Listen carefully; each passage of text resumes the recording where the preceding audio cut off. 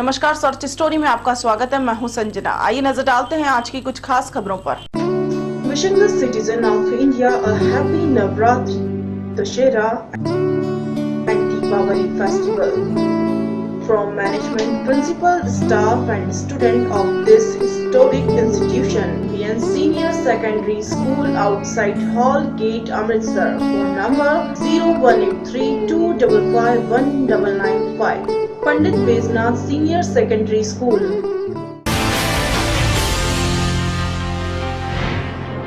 पानी के अभाव में सूख रहे अपनी अपनी फसलों को देख औरंगाबाद के किसान परेशान हो गए हैं। आलम यह है कि इन किसानों के सामने अब भूखमरी की स्थिति सामने आ गई है।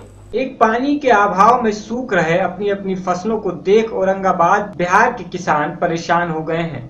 आलम यह है कि इन दिनों किसानों के सामने अब भुखमरी की स्थिति सामने आ गई है। हालांकि इन किसानों के द्वारा इस मामले को लेकर दर्जनों बार विभागीय अधिकारियों तथा प्रशासनिक अधिकारियों को अवगत कराया जा चुका है, लेकिन अधिकारियों के कान पर जू तक नहीं रेंगती। आज किसानों ने जल संसाधन विभाग कार्यालय का घेराव किया, लेकिन वहां भी उन्हें निराशा ही हाथ लगी। विभाग का कोई भी कर्मचारी या फिर अधिकारी कार्यपालन में मौजूद नहीं था। आक्रोशित किसानों का कहना है कि पानी के अभाव में उनकी धान की पूरी फसल बर्बाद हो चुकी है और आने वाली फसलों पर भी पानी के अभाव में इसका जबरदस्त प्रभाव पड़ेगा। औरंगाबाद बिहार से एक पानी के अभाव में धान की फसल मर गई और पानी नहीं दिया गया तो जो पैरा फसल की जो बुआई होती है, जो खेतों में मसूर, तीसी, चना बुना जाता है वो नहीं होगा। और फिर रबी की फसल जो गेहूं की बुआई होती है पानी के अभाव में वो भी नहीं हो जाएगा। किसान भयंकर अकाल के चपेट में पड़ जाएंगे। जो किसान अपना धान दिखा रहे हैं वो इनके खेत का धान है, मर गया है। अब प्रायः किसान सब चिंतित हैं कि आने वाला दिन में इनके बाल बच्चे कैसे जिंदा रहेंगे, कैसे खाएंगे, कैसे बच्चों की शादी होगी और पढ़ाई लिखाई कैसे होगी। इसी बात को लेकर हम लोग सिंचाई विभाग के पदाधिकारी के सामने घेराव करने आए हैं, लेकिन यहाँ कोई पदाधिकारी किसानों की बात सुनने वाले नहीं है। सब कार्यालय से गायब है। सत्यजीत कुमार सिंह की रिपोर्ट। लोक आस्था के महापर्व छठ तथा इस मौके पर लगने वाले 4 दिवसीय छठ मेले को लेकर औरंगाबाद का देव सज धज कर तैयार होने लगा है। लोक आस्था के महापर्व छठ तथा इस मौके पर लगने वाले 4 दिवसीय छठ मेले को लेकर औरंगाबाद बिहार का देव सज धज कर तैयार होने लगा है। यहाँ स्थित प्राचीन सूर्य मंदिर सिर्फ अपनी वास्तुकला की वजह से लोगों के आकर्षण का केंद्र बना रहता है, बल्कि इस मंदिर में स्थित भगवान भास्कर के उदयचल, मध्यचल तथा अस्तचलगामी रूपों के दर्शन मात्र से श्रद्धालुओं को सभी मनोकामना पूरी होती है। यही वजह है कि न सिर्फ बिहार में बल्कि देश के विभिन्न राज्यों समेत विदेशों से भी श्रद्धालु यहाँ छठ व्रत करने आते हैं। ऐसी संभावना जताई जा रही है कि इस बार की छठ पर्व में मौके पर लगभग 100 लाख श्रद्धालु यहाँ जुटेंगे और छठ व्रत करेंगे। ऐसी मान्यता है कि यहाँ स्थित पवित्र सूर्य कुंड में स्नान मात्र से कुष्ठ रोग से मुक्ति मिल जाती है। पौराणिक ग्रंथ बताते हैं कि यहाँ का सूर्य मंदिर त्रेता युगीन है और यहाँ स्थित भगवान भास्कर की प्रतिमा को कुष्ठ रोग से ग्रसित राजा एले ने स्थापित कराया था, जो कि स्नान के दौरान उन्हें सूर्य कुंड से मिला था। औरंगाबाद। मैं यहाँ रांची से आई हूँ। मैंने यहाँ का बहुत सुना है कि ये बहुत प्रसिद्ध मंदिर है। यहाँ पे बहुत अपना मनोकामना पूर्ण होता है, इसलिए मैं बहुत दूर से आई हूँ अपनी मनोकामना लेके कि भगवान कुछ करेंगे। और मुझे बहुत विश्वास है कि भगवान जरूर मेरी मन की इच्छा सुनेंगे। और यहाँ मंदिर भी अपने आप में अद्वितीय मंदिर है। ये भगवान सूर्य नारायण का प्रत्यक्ष देवता है। इनका मंदिर जो जिस तरह का बना हुआ है, हमारे समझ में तो इस तरह का हिंदुस्तान में कहीं सूर्य नारायण का मंदिर नहीं है। ये मंदिर भी जो है सो बहुत पुरानी है, बहुत पुरानी मंदिर है। त्रेता युग का बना हुआ है, जो कि राजा ऐल के द्वारा बनवाया गया है। राजा ऐल कुष्ठ से ग्रसित थे, उनका कुष्ठ यही निवारण हुआ और जिस गड्ढे से कुष्ठ निवारण हुआ जल से, उस गड्ढे से ही भगवान सूर्य नारायण की 3 प्रतिमाएं जो है सो निकले हुए हैं और ये विश्वकर्मा के द्वारा सूर्य नारायण का मंदिर बनवाया गया है। ये पश्चिम बिहार से सत्यजीत कुमार सिंह की रिपोर्ट। अमृतसर में आए दिन कोई न कोई गैंगस्टर अक्सर सुर्खियों में रहता है। अमृतसर के इलाके गुर्जरपुर में कुख्यात गैंगस्टर सोनू कांगला ने पिछले दिनों गोलीबारी की, जिसमें से 2 मासूम लोगों को उसने अपनी गोली का शिकार बनाया। अमृतसर में आए दिन कोई न कोई गैंगस्टर अक्सर सुर्खियों में रहता है। अमृतसर के इलाका गुर्जरपुरा में वहां के कुख्यात गैंगस्टर सोनू कांगला, जिसने पिछले दिनों गोलीबारी की, जिसमें 2 मासूम लोग उसकी गोली का शिकार बने। शिकार वह लोग बने जिनका सोनू से कोई वास्ता न था, जिसमें एक औरत पूजा, जो कि अपने घर की छत पे दिए जला रही थी। सोनू द्वारा चलाई गई गोली पूजा की उल्टे हाथ की बाह में लगी और पूजा घायल हो गई। पूजा को गुरु नानक हॉस्पिटल में इलाज के लिए भर्ती कराया गया। पूजा ने बताया कि वह अपने घर पर दिए जला रही थी, तब उसने गोली की आवाज सुनी और उसे गोली लगी। वह बेहोश हो गई। नाम पूजा ਹਾਂਜੀ पूजा ਪੂਰਾ ਜੀ ਇਹ ਗੋਲੀ ਤੁਹਾਡੇ ਕਿੱਦਾਂ ਲੱਗੀ ਕੀ ਕਰ ਰਹੇ ਸੀ ਕਿਵੇਂ ਹੋਇਆ ਕੋਠੇ ਮੈਂ ਦੀਵੇ ਜਗਾਉਂਦੀ ਪਈ ਸੀ ਬੰਨੇ ਤੇ ਦੀਵੇ ਰੱਖੇ ਬੰਨੇ ਜਗਾ ਕੇ ਰੱਖਦੀ ਪਈ ਸੀ ਤੇ ਉਧਰ ਮੁੰਡੇ ਭੱਜ ਪਏ ਮੈਂ ਦੇਖਿਆ ਗੋਲੀ ਮੈਨੂੰ ਵੱਜ ਗਈ ਦੀਵੇ ਜਗਾਉਂਦੇ ਨੇ ਮੈਂ ਉੱਥੇ ਕੋਠੇ ਡਿੱਗ ਪਈ ਤੁਹਾਨੂੰ ਪਤਾ ਲੱਗਿਆ ਗੋਲੀ ਕਿਹਨੇ ਚਲਾਈ ਤੁਹਾਡੀ ਕੋਈ ਟਰਾਲੀ ਰੰਗੀ ਸੀ ਵੈਸੇ ਲੱਗੀ ਤੁਹਾਡੀ ਗੋਲੀ ਮੈਨੂੰ ਤਾਂ ਨਹੀਂ ਪਤਾ ਜੀ ਆ ਗਿਆ ਸਮਾਨ ਅੱਗੇ ਲੈਣ ਬਸ। वहीं दूसरे आदमी परमजीत ने बताया कि वह अपने घर को जा रहा था, एक गोली उसकी जांग में लगी और वह गिर गया। गोली अब तक उसकी जांग में है। ਸਰ ਆਪਣਾ ਨਾਮ ਪਰਮਜੀਤ ਸਿੰਘ ਪਰਮਜੀਤ ਸਿੰਘ ਕੀ ਗੱਲ ਤੁਹਾਡੇ ਕਿੱਦਾਂ ਗੋਲੀ ਲੱਗੀ ਇੱਦਾਂ ਹੀ ਮੈਂ ਆ ਰਿਹਾ ਹਾਂ ਦਿਵਾਲੀ ਬੰਦਿਆਂ ਦੀ ਸੀ 11 ਤਰੀਕ ਸੀ ਮਾਰਕੀਟ ਤੋਂ। ਉਹਨਾਂ ਦੇ ਪਹਿਲੇ ਹੀ ਝਗੜਾ ਜਾ ਰਿਹਾ ਸੀ। ਮੁੰਡੇ ਮੇਰੇ ਤੋਂ ਅਣਪਛਾਤੇ, ਮੈਂ ਮੁੰਡੇ ਨੂੰ ਨਹੀਂ ਜਾਣਦਾ ਕੌਣ ਆ, ਪਰ ਉਹ ਗੋਲੀ ਉਹਨਾਂ ਚਲਾਈ ਲੱਗ ਮੇਰੇ ਗਈ ਆ।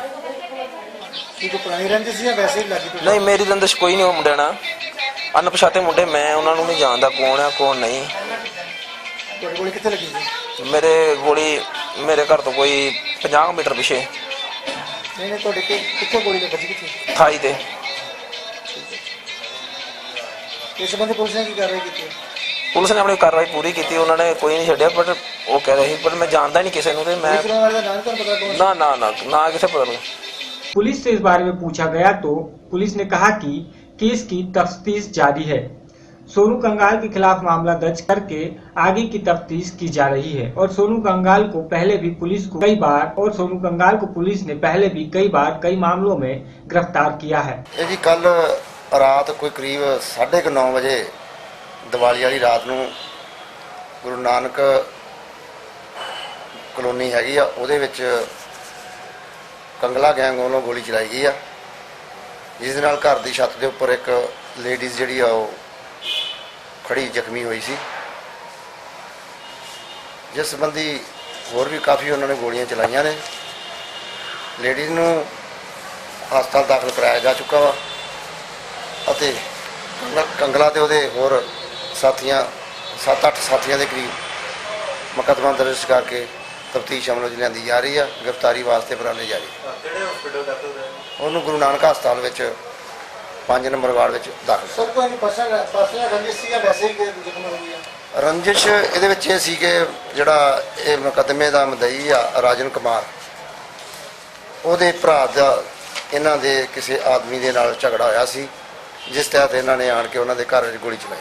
ਸਰ ਕਿਹੜੀ ਤਰ੍ਹਾਂ ਦੇ ਪਰਚਾ ਦਰਜ ਹੋਇਆ ਇਹ ਸੈਕਸ਼ਨ 307 IPC 2559 ਦੇ ਤਹਿਤ ਮੁਕੱਦਮਾ ਦਰਜ ਕੀਤਾ ਗਿਆ ਤੇ ਦੋਸ਼ੀਆਂ ਦੀ ਭਾਲ ਵਾਸਤੇ ਰੇਡ ਜਾਰੀ ਕੀਤੀ ਹੈ। ਹੋਰ ਵੀ ਕੋਈ ਮਾਮਲੇ ਨੇ ਪਹਿਲੇ ਵੀ ਜੁੜਦਾ ਪੁਲਿਸ ਨੂੰ ਇਹ ਪਹਿਲਾਂ ਵੀ ਕਈ ਮੁਕੱਦਮਿਆਂ ਵਿੱਚ ਲੜਦੇ ਨੇ ਔਰ ਪੁਲਿਸ ਕਸਟਡੀ ਜੋ ਦੌੜਾ ਹੈ, ਜਿਹਨੂੰ ਗ੍ਰਿਫਤਾਰ ਕਰਨ ਲਈ ਬਹੁਤ ਉਪਰਾਲੇ ਜਾਰੀ ਹੈ। अमृतसर से नरेंद्र सेठी के साथ मलकीत सिंह की रिपोर्ट। साल 2010 में चयनित कला अध्यापकों की दोबारा से लिखित परीक्षा 29 नवंबर को आयोजित करने के फरमान के बाद कला अध्यापकों में हड़कंप मच गया है व उन्होंने देशव्यापी आंदोलन का आगाज कर दिया है। साल 2010 में चयनित कला अध्यापकों की दोबारा से लिखित परीक्षा 29 नवंबर को आयोजित करने के फरमान के बाद कला अध्यापकों में हड़कंप मच गया है। वहां उन्होंने प्रदेशवासियों को आंदोलन का आगाज किया है। आज भिवानी सहित पूरे सूबे में इन अध्यापकों ने विरोध प्रदर्शन कर सरकार के खिलाफ नारेबाजी व परीक्षा न होने की मांग की। साथ ही कहा कि अगर ऐसा नहीं हुआ तो वे भूख हड़ताल कर अनशन करेंगे। सड़कों पर उतरकर प्रदर्शन कर रहे ये कला अध्यापक, जिन्हें वर्ष 2010 में तत्कालीन कांग्रेस सरकार द्वारा भर्ती किया गया था, इनका मामला कोर्ट की डबल बेंच में है, क्योंकि भर्तियों में अनियमितता की शिकायत थी। इसके बाद अब यहाँ मौजूदा सरकार ने भी आवेदकों की 29 नवंबर को लिखित परीक्षा लिए जाने का निर्णय लिया है। उस समय 15,000 आवेदकों में से 816 का चयन हुआ था। अब सरकार ने सभी आवेदकों की लिखित परीक्षा लेने का निर्णय लिया है, जिस पर इन चयनित कला अध्यापकों में रोष है। प्रदर्शनकारी कला अध्यापकों का कहना है कि नौकरी में 5 साल होने के बाद इस तरह की परीक्षा का कोई तुक नहीं है। उन्होंने कहा कि अगर सरकार ने परीक्षा रद्द नहीं की तो वह प्रदेश भर में अनशन व भूख हड़ताल करेंगे। बहरहाल कला अध्यापकों ने डीसी के माध्यम से सरकार को ज्ञापन पत्र प्रेषित किया है। उनका कहना है कि अगर सरकार ने उनकी मांगे नहीं मानी तो किसी भी हद तक जा सकते हैं। वैसे तो ये पूरे हरियाणा में किया जा रहा है। हर जिलेवार ड्राइंग टीचर जो 816 लगे थे 2010 में कांग्रेस सरकार के द्वारा लगाए गए थे, उनके द्वारा आज पूरे हरियाणा में शांतिपूर्वक तरीके से रोष प्रदर्शन किया जा रहा है। और जो हरियाणा सरकार ने जबरदस्ती हमारे ऊपर ये टेस्ट थोपा है कोर्ट का बहाना बनाकर, जबकि कोर्ट में जो हमारा मामला है वो डबल बेंच में विचाराधीन है, जिसकी अगली डेट जो है 18/1/2016 लगी हुई है। हरियाणा सरकार ये चाहती है कि इनको निकालकर वो अपने चहेतों को भर्ती करना चाहती है। देखिए सरकार तो ये पारदर्शिता हम नहीं मानते कि सरकार पारदर्शिता लाएगी। क्यों नहीं मानते उसका भी मैं एक कारण बताता हूँ। हरियाणा सरकार कहती थी कि हम 100 नंबर का टेस्ट रखेंगे, उसमें से 12 नंबर इंटरव्यू के होंगे। अभी जो लेक्चरर की एडवर्टाइजमेंट हरियाणा सरकार ने की थी उसमें भी उन्होंने टेस्ट को डबल करके 24 नंबर का इंटरव्यू रख दिया है। अब कांग्रेस सरकार में और बीजेपी सरकार में कोई अंतर नहीं रहा। भिवानी से राजेश बिस्ट की। फरीदकोट शहर में इन दिनों विद्यार्थी एनएसयूआई की गुंडागर्दी जोरों पर है और पिछले करीब एक हफ्ते में एनएसयूआई की तरफ से 2 बार लड़ाई की वारदातों को अंजाम दिया जा चुका है। फरीदकोट शहर में इन दिनों विद्यार्थी इकाई एनएसयूआई की गुंडागर्दी जोरों पर है और पिछले करीब एक हफ्ते के अंदर एनएसयूआई की तरफ से 2 बार लड़ाई की वारदातों को अंजाम दिया जा चुका है। फरीदकोट में बरजिंदर कॉलेज में बीते दिनों हुए विद्यार्थियों की लड़ाई में पीएचयू की रैली कर रहे वॉलंटियर्स पर हमला बोल दिया था। वह मामला अभी सुलझा भी नहीं था कि आज फिर एनएसयूआई के वॉलंटियरों ने पीएसयू के वॉलंटियरों पर काला मोहम्मद और तेजधार हथियार के साथ उस समय हमला कर दिया जब वह कॉलेज के बाहर मौजूद थे। हालात गंभीर होने पर मौके पर पुलिस पहुंची। पुलिस ने जख्मी काला मोहम्मद को फरीदकोट के गुरु गोविंद सिंह मेडिकल हॉस्पिटल में दाखिल कराया। इस मामले में जब मौके पर पहुंची पुलिस थाना सिटी फरीदकोट के मुख्य सुरजीत सिंह के साथ बात की गई तो उन्होंने बताया कि उनको कॉलेज प्रशासन की तरफ से विद्यार्थियों के लड़ने संबंधित फोन आया था, परंतु जब उन्होंने कॉलेज जाकर देखा तो वहां कुछ नहीं था, बल्कि लड़ाई कॉलेज के बाहर स्टेडियम में हुई है। उन्होंने कहा कि ना तो जख्मी कॉलेज का विद्यार्थी है और ना ही चोटें मारने वाला, दोनों ही कॉलेज के बाहर के विद्यार्थी हैं। अब देखना यह होगा कि फरीदकोट में एनएसयूआई की तरफ से दिन पर दिन की जा रही गुंडागर्दी को फरीदकोट पुलिस कैसे नकेल डालती है। फरीदकोट से जगतार। ਅਸੀਂ ਪੰਜਾਬ ਸਟੂਡੈਂਟਸ ਯੂਨੀਅਨ ਵੱਲੋਂ ਪਿਛਲੇ ਕਈ ਦਿਨਾਂ ਤੋਂ ਬਰੀਕ ਕਾਲਜ ਵਿੱਚ ਗੁਰੂ ਨਾਨਕ ਦੇਵ ਪਾਰਕ ਜਿਹੜਾ ਕਿ ਵਿਦਿਆਰਥੀਆਂ ਨੂੰ ਉੱਥੇ ਬੈਠਣ ਦੀ ਮਨਾਹੀ ਕੀਤੀ ਗਈ ਹੈ। ਵਿਦਿਆਰਥੀਆਂ ਨੂੰ ਉੱਥੇ ਬੈਠਣ ਦਾ ਅਧਿਕਾਰ ਦਿਵਾਉਣ ਲਈ ਰੈਲੀ ਕਰ ਰਹੇ ਸੀਗੇ। ਸਾਡੇ ਆਗੂਆਂ ਤੇ ਜਾਣਬੁੱਝ ਕੇ ਐਨਐਸਯੂਆਈ ਜਿਹੜੀ ਕਿ ਕਾਂਗਰਸ ਦਾ ਵਿਦਿਆਰਥੀ ਵਿੰਗ ਆ ਉਹਦੇ ਆਗੂਆਂ ਤੋਂ ਸਾਡੇ ਵਿਦਿਆਰਥੀਆਂ ਸੱਟਾਂ ਗਈਆਂ। ਅਸੀਂ ਪਹਿਲਾਂ ਵੀ ਦਰਖਾਸਤ ਦਿੱਤੀ, ਅਗਲੇ ਦਿਨ ਫੇਰ ਸੱਟੀਆਂ। ਅੱਜ ਫੇਰ ਜਦੋਂ ਸਾਡੇ ਜਿਹੜੇ ਵਿਦਿਆਰਥੀ ਆਗੂ ਆ ਕਾਲਜ ਦੇ ਵਿੱਚ ਆ ਤਾਂ ਸਾਡੇ 2-3 ਕਾਲਜ ਤੋਂ ਬਾਹਰ ਸੀਗੇ ਤਾਂ 35-40 ਜਣੇ ਤੇਜ਼ ਧਾਰਾਂ ਨਾਲ ਆਏ ਜਿਨ੍ਹਾਂ ਤੇ ਉਹਨਾਂ ਨੇ ਸਾਡਾ ਜਿਹੜਾ ਨੌਜਵਾਨ ਭਾਰਤ ਸਭਾ ਦਾ ਭਰਾਤਰੀ ਜਥੇਬੰਦੀ ਆਗੂ ਆ ਕਾਲਾ ਸਿੰਘ ਮੁਹੰਮਦ ਉਹਨੂੰ ਜਾਨੋਂ ਕੋਸ਼ਿਸ਼ ਕੀਤੀ ਹੈਗੀ ਆ। ਤੇ ਜਿਹੜਾ ਐਨਐਸਯੂ ਦਾ ਗੁੰਡਾ ਗਰੁੱਪ ਹੈਗਾ ਲਗਾਤਾਰ ਗੁੰਡਾਗਰਦੀ ਕਰ ਰਿਹਾ ਹੈਗਾ ਔਰ ਇਹਨਾਂ ਨੂੰ ਕਾਲ ਦੇ ਪ੍ਰੋਫੈਸਰਾਂ ਦੀ ਵੀ ਸ਼ੈ ਹੈਗੀ ਆ। ਅਸੀਂ ਇਸ ਖਿਲਾਫ ਜਿਹੜਾ ਸੰਘਰਸ਼ ਹੈਗਾ ਵਿੱਢਾਂਗੇ। 25 ਤਰੀਕ ਨੂੰ ਇੱਥੇ ਵੱਡਾ ਮੁਜ਼ਾਹਰਾ ਔਰ ਇਸ ਐਨਐਸਯੂ ਦੇ ਗੁੰਡਿਆਂ ਦੇ ਖਿਲਾਫ ਕਾਰਵਾਈ ਨਹੀਂ ਹੁੰਦੀਗੀ। ਸਾਡਾ ਸੰਘਰਸ਼ ਜਿਹੜਾ ਹੈਗਾ ਉਹ ਜਾਰੀ ਰਹੂ। ਕੀ ਮੰਗ ਕੀ ਜਿਹੜਾ ਹੈਗਾ ਅਸੀਂ ਮੰਗਦੇ ਕਿ ਦੋਸ਼ੀਆਂ ਤੇ ਕਾਰਵਾਈ ਕੀਤੀ ਔਰ ਬਰਜਿੰਦਰਾ ਕਾਲਜ ਜਿਹੜਾ ਗੁਰੂ ਨਾਨਕ ਦੇਵ ਪਾਰਕ ਜਿਹੜਾ ਕਿ ਕਾਲਜ ਵਿਦਿਆਰਥੀਆਂ ਲਈ ਹੈਗਾ ਪਰ ਉੱਥੇ ਵਿਦਿਆਰਥੀਆਂ ਤੋਂ ਮਨਾ ਕੀਤਾ ਜਾ ਰਿਹਾ। ਪ੍ਰੋਫੈਸਰਾਂ ਨੇ ਆਪਦੇ ਹੰਕਾਰ ਦੇ ਵਿੱਚ ਆਕੜ ਦੇ ਮਸਲਾ ਬਣਾਇਆ। ਸਿਰਫ ਦੇ ਮਸਲੇ 'ਚ ਉਹਨਾਂ ਨੇ ਗੱਲ ਇੰਨੀ ਜਿਹੜੀ ਹੈਗੀ ਆ ਵਧਾਈ ਹੋਈ ਪ੍ਰੋਫੈਸਰਾਂ ਦੇ ਕਾਰਵਾਈ 'ਚ ਤੇ ਉਹ ਪਾਰਕ ਜਿਹੜਾ ਵਿਦਿਆਰਥੀਆਂ ਨੂੰ ਖੋਲਣ ਦੀ ਮੰਗ ਉਹ ਕਰਦੇ ਆ। ਕਾਲਜ ਤੋਂ ਟੈਲੀਫੋਨ ਆਇਆ ਕਿ ਇਦਾਂ ਸ਼ਾਇਦ ਕਿਸੇ ਮੁੰਡੇ ਦਾ ਲੜਾਈ ਹੋਈ ਹੈ ਕਿ ਪਹੁੰਚ ਚੁੱਕੇ ਤੇ ਅਸੀਂ ਫਟਾਫਟ ਦੇ ਨੋ ਟਾਈਮ ਕਾਲਜ ਪਹੁੰਚੇ ਆ। ਕਾਲਜ ਦੇ ਵਿੱਚ ਕੋਈ ਗੱਲਬਾਤ ਨਹੀਂ ਹੋਈ ਲੇਕਿਨ ਸਟੇਡੀਅਮ 'ਚ ਪਤਾ ਲੱਗਾ ਕਿ ਕੁਝ ਲੜਕਿਆਂ ਦੀ ਸਟੇਡੀਅਮ 'ਚ ਲੜਾਈ ਹੋਈ ਜਿਹਦੇ ਵਿੱਚ ਕਾਲਾ ਸਾਨੂੰ ਪਾਲ ਸਿੰਘ ਵਾਸੀ ਪਿੰਡ ਹੈਗਾ ਇਹ ਦੀਪ ਸਿੰਘ ਵਾਲਾ ਇਹਦੇ ਸੱਟਾਂ ਮਾਰੀਆਂ। ਸੰਦੀਪ ਸਿੰਘ ਤੇ ਇੱਕ ਗੋਰਾ ਬਰਾੜ ਇਹਨਾਂ ਨੇ ਹੋਰ ਮੁੰਡਿਆਂ ਦੇ ਨਾਲ ਮਿਲ ਕੇ ਸੱਟਾਂ ਮਾਰੀਆਂ ਲੇਕਿਨ ਜਿੰਨਾ ਚਿਰ ਦਾ ਬਿਆਨ ਨਹੀਂ ਲਿਖਦੇ ਇਹਦਾ ਮਸਲਾ ਦਾਖਲ ਹੋਇਆ ਹੈ ਉਹਨਾਂ ਚਿਰ ਦਾ ਜਾਣਕਾਰੀ ਨਹੀਂ ਹੈ। ਜਿਹੜੇ ਜਿਹਦੇ ਸੱਟਾਂ ਵੱਜੀਆਂ ਜਾਂ ਮਾਰਨ ਵਾਲੇ ਕਾਲਜ ਦੇ ਨਹੀਂ, ਇਹ ਕਾਲਜ ਦੇ ਨਾਂ ਦੇ ਸੱਟਾਂ ਮਾਰਨ ਵਾਲੇ ਕਾਲਜ ਦੇ ਵਿਅਕਤੀ ਆ ਵਿਦਿਆਰਥੀ ਆ ਤੇ ਨਾ ਜਿਹਦੇ ਸੱਟ ਲੱਗੀ ਆ ਨਾ ਉਹ ਇੱਥੋਂ ਦਾ ਵਿਦਿਆਰਥੀ। दूर देशों में बढ़ रही ठंड व हो रही बर्फबारी के कारण शिवालिक की पहाड़ियों की गोद में स्थित नंगल डैम की सुंदर विशाल सतलुज झील व राष्ट्रीय वेटलैंड में प्रवासी पक्षियों की आमद शुरू हो गई है। दूर देशों में बढ़ रही ठंड व हो रही बर्फबारी के कारण शिवालिक की पहाड़ियों की गोद में स्थित नंगाल डैम की सुंदर विशाल सतजुरा झील व राष्ट्रीय वेटलैंड प्रवासी पक्षियों की आमद शुरू हो गई है। पक्षियों का झील से उड़ान भरना तथा अटखेलियां करना बेहद सुंदर दृश्य प्रस्तुत कर शहर की सुंदरता को चार चांद लगा रहा है। शिवालिक की पहाड़ी की गोद में स्थित नागा डैम की सुंदरता विशाल सतजुरा झील व राष्ट्रीय वेटलैंड में सर्दियों का मौसम आते ही दूर देशों के प्रवासी पक्षियों का आगमन शुरू हो गया है। हजारों की तादाद में प्रतिवर्ष यहां आने वाले प्रवासी पक्षियों की आमद से यहां एक बार फिर झील की रौनक लौट आई है। वहीं शाम ढलते ही पक्षियों की चहचहाहट लोगों को मंत्रमुग्ध कर देती है। शिवालिक पहाड़ियों की गोद में स्थित वेटलैंड की सुंदर वादियों में पहुंचे प्रवासी पक्षियों की अटखेलियां व लगातार उड़ान भरते रहने के मनमोहक दृश्यों से वादियों की सुंदरता और बढ़ गई है। भारत के अलावा विश्व के ठंडे देशों स्विट्जरलैंड, साइबेरिया, थाईलैंड, जापान, रूस, श्रीलंका, वर्मा आदि दर्जनों देशों में बर्फबारी के कारण हजारों मील की दूरी तय कर यहाँ भारी संख्या में प्रवासी पक्षी शिवालिक की पहाड़ियों में वादियों में करीब 4 माह तक प्रवास करते हैं तथा मौसम अनुकूल हो जाने पर पक्षी वापस लौट जाते हैं। साइबेरिया, रशिया, चाइना और इंडो तिब्बत बॉर्डर से हर वर्ष आने वाले प्रवासी पक्षी उत्तर भारत की झीलों में पहुंच चुके हैं। इसके अलावा यह पंजाब की सभी झीलों, अंतर्राष्ट्रीय वेटलैंड हरिके, अंतर्राष्ट्रीय वेटलैंड रोपड़ और नेशनल वेटलैंड नंगल में आ चुके हैं। जैसे जैसे पहाड़ों पे ठंड बढ़ती जाएगी और बर्फ वहां की झीलें जमती जाएगी, बर्फ पड़ने से ये पक्षी अलग अलग प्रजातियों के यहाँ पहुंचते जाएंगे। नवंबर के अंत तक इनका प्रवास चलता रहेगा। इसके उपरांत 6 महीने यहाँ रहने के उपरांत यह मार्च और अप्रैल में वापस चले जाएंगे। नंगल नेशनल वेटलैंड 2008 में बना था। इसको लेके हर वर्ष हमारी एनजीओ जागृति बर्ड सेंसस करवाती है।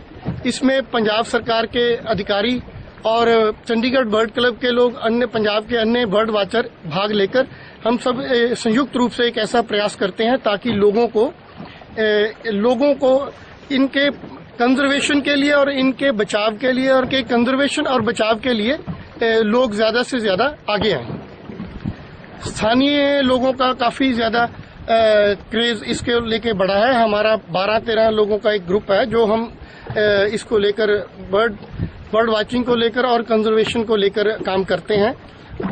हाँ, पर्यटकों को इसके साथ जोड़ना, कई लोगों के दिमाग में ये है कि यहाँ पर्यटकों को आकर्षित करने के लिए खेलें होनी चाहिए, वो होना चाहिए, वो नहीं। पर्यटकों को सिर्फ इन बर्ड्स की जानकारी देने के लिए इंटरप्रिटेशन सेंटर में उनके वहां पर साधन बढ़ाए जाने चाहिए।